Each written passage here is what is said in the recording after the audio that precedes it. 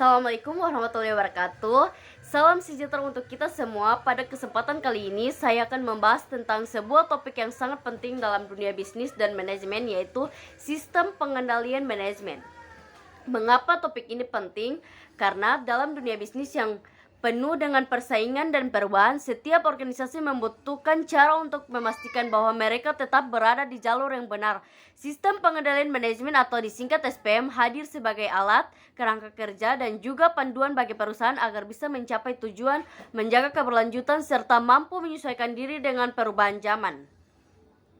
Sistem pengendalian manajemen dapat kita definisikan sebagai sebuah kerangka kerja yang membantu organisasi mencapai tujuannya melalui identifikasi, pengukuran, pengelolaan, dan pemantauan kinerja operasional. Dalam praktiknya, sistem ini mencakup beberapa elemen kunci, antara lain perencanaan strategis, bagaimana organisasi membuat rencana jangka panjang untuk mencapai visi dan misi. Yang kedua, pengukuran kinerja, biasanya melalui indikator yang disebut KPI atau Key Performance Indicators. Yang ketiga, evaluasi risiko. Organisasi harus mampu mengidentifikasi potensi ancaman dan menyiapkan strategi untuk menghadapinya. Yang keempat, pelaporan dan komunikasi. Setiap informasi harus sampai ke pihak yang tepat agar dapat diambil keputusan yang cepat.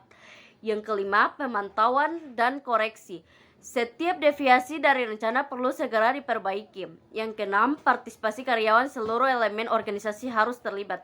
SPM tidak hanya sekedar mengontrol, tetapi juga memastikan bahwa setiap langkah organisasi selaras dengan tujuan strategis.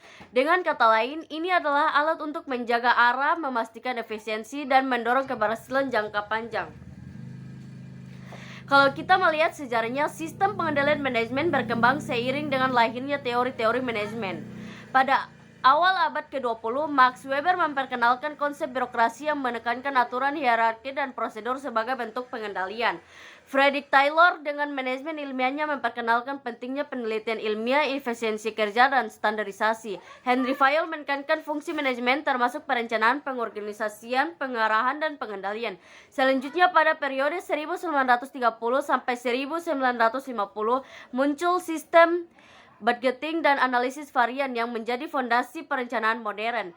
Peter Drucker kemudian membawa gagasan manajemen berbasis pengetahuan, sementara Kaplan dan Norton pada 1990 memperkenalkan balance score sebagai alat untuk mengukur kinerja, tidak hanya dari sisi keuangan tetapi juga dari sisi pelanggan, proses internal, hingga pembelajaran dan inovasi. Era kontemporer ini semakin menekankan pada teknologi informasi, big data, keberlanjutan, dan inovasi.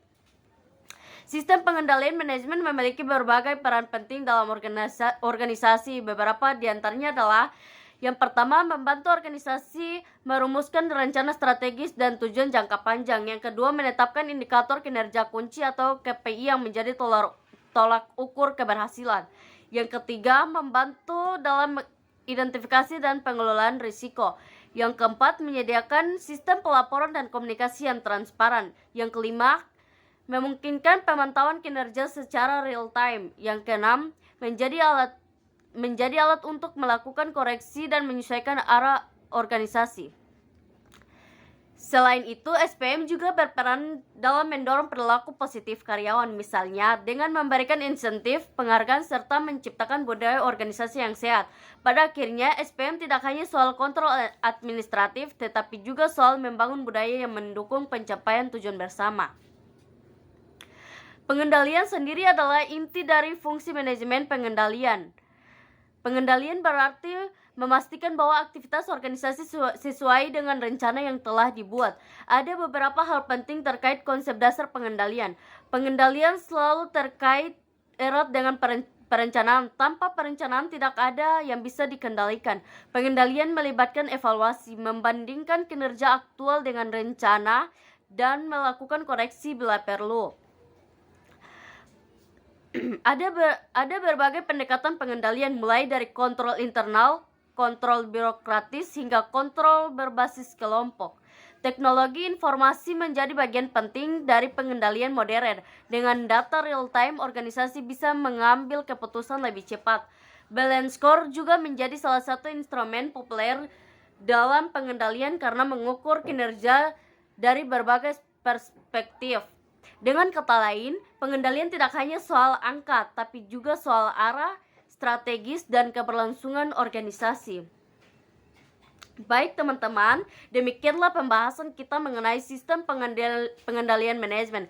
Kita telah melihat definisi dan konsep dasarnya, sejarah pengembangannya, perannya dalam organisasi, hingga konsep dasar pengendalian yang menjadi fondasinya. Semoga pembahasan ini bisa memberikan pemahaman yang lebih utuh dan mendalam. Ingatlah bahwa dalam dunia bisnis modern, kemampuan untuk mengendalikan dan mengelola bukan hanya sekedar keterampilan, melainkan sebuah kebutuhan.